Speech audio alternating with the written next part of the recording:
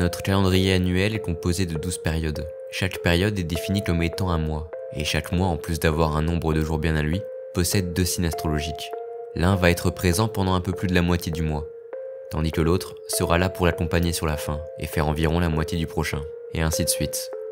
Le cycle des signes astrologiques se renouvelle, comme notre cycle annuel.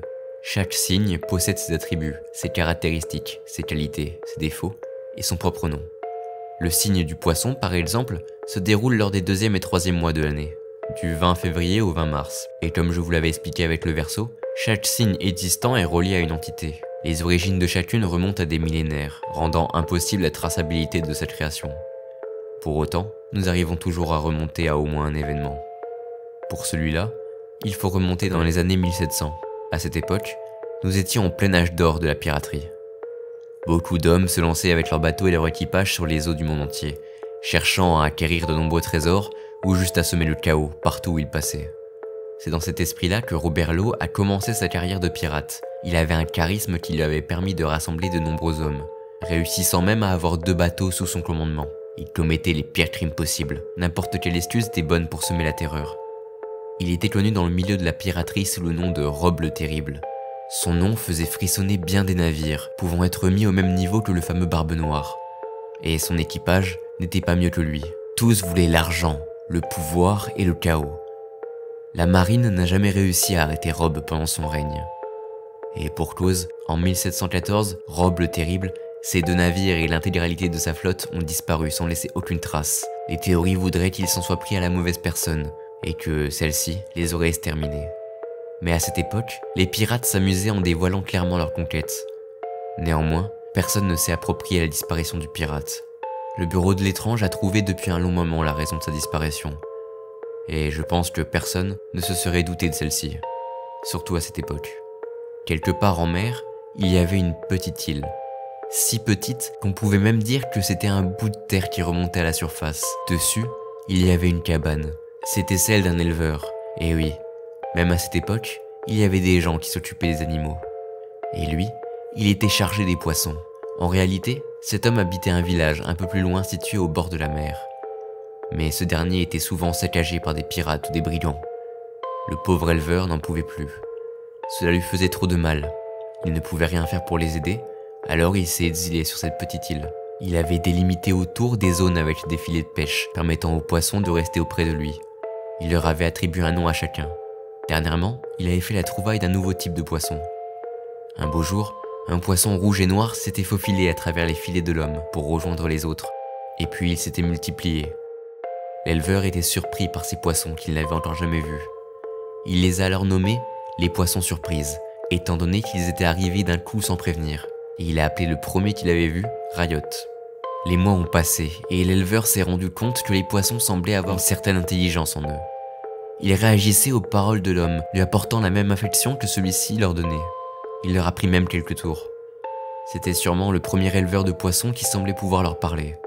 Et un beau jour, une barque a débarqué sur le petit îlot. Il y avait à son bord une jeune femme, très peu vêtue, et qui avait le corps lacéré à plusieurs endroits.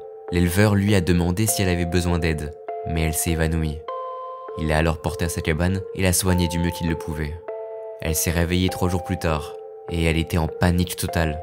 L'homme l'a alors rassurée en lui disant qu'ici elle n'avait rien à craindre. Elle s'est alors calmée et lui a expliqué qu'elle avait été capturée par un horrible pirate, qu'il l'avait torturée juste pour s'amuser, qu'elle était esclave d'un navire et qu'il avait réussi à voler une barque et s'échapper. L'éleveur avait une profonde empathie pour les autres. Alors entendre ce récit lui avait brisé le cœur. Cela l'avait ramené de nombreux mois auparavant, dans son village où chaos et désolation arrivaient beaucoup trop fréquemment. L'homme lui a donné à manger et à boire, et lui a proposé de rester le temps qu'elle voudrait. La jeune femme a accepté. Les semaines passèrent, et la femme s'apaisait de plus en plus. Même si au début, elle avait eu du mal à cerner l'homme, elle finit par voir dans l'éleveur quelqu'un d'altruiste, généreux, étant toujours prêt à aider les autres, mais aussi quelqu'un de très empathique, avec un caractère émotionnel fort. Elle a même décelé une certaine spiritualité qui émanait de lui, de même qu'une connexion très forte avec les poissons. Elle a fini par tomber amoureuse de lui, mais ne voulait pas lui révéler ses sentiments. Et puis, une nuit, le village d'origine de l'éleveur fut rasé. 2 navires l'avaient bombardé de boulets de canon, ne laissant aucun survivant. Quand l'homme apprit ça, Cela l'a abattu. Les poissons surprises semblaient s'agiter de plus en plus, malgré l'homme qui essayait de les calmer. Et alors que Riot tournait dans tous les sens, l'éleveur remarquait une forme dans l'épais brouillard qui semblait se rapprocher de plus en plus. Il y avait un bateau qui se dirigeait droit sur eux. Et puis dans son sillage, un deuxième.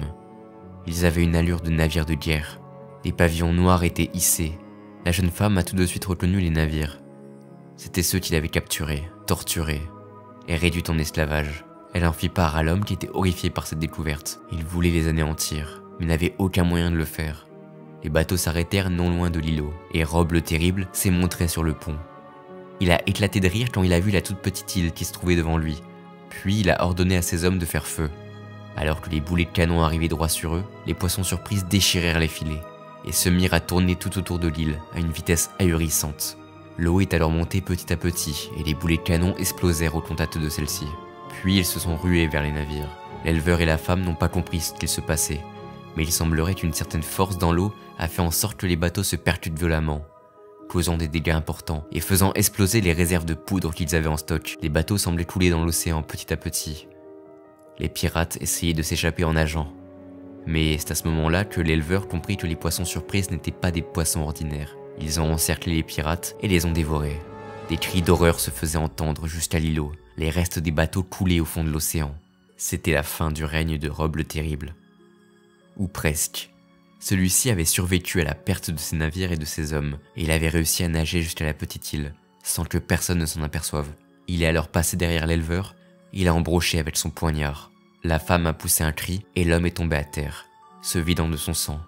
Tandis que l'horrible pirate riait à gorge déployée, un poisson surprise qui semblait être Riot s'est jeté sur lui, il lui a arraché la gorge. Il est tombé dans l'eau, avant de se faire achever et dévorer par tout le banc de poissons surprises. Voici comment s'est terminée la bataille de l'îlot de l'éleveur.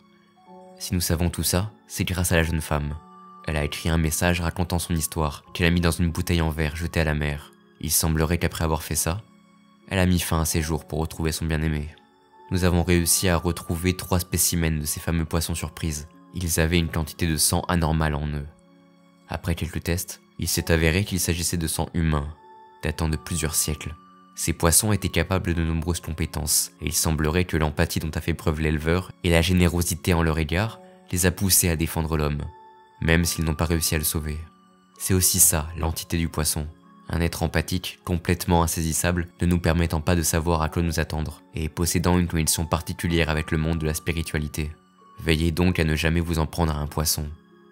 Encore mieux, veillez à ne jamais blesser son empathie, parce que, quel qu'il soit, même s'il ne souhaite pas se venger, il se pourrait bien qu'une connexion très forte avec quelqu'un, ou quelque chose, vous rende au centuple, la monnaie de votre pièce.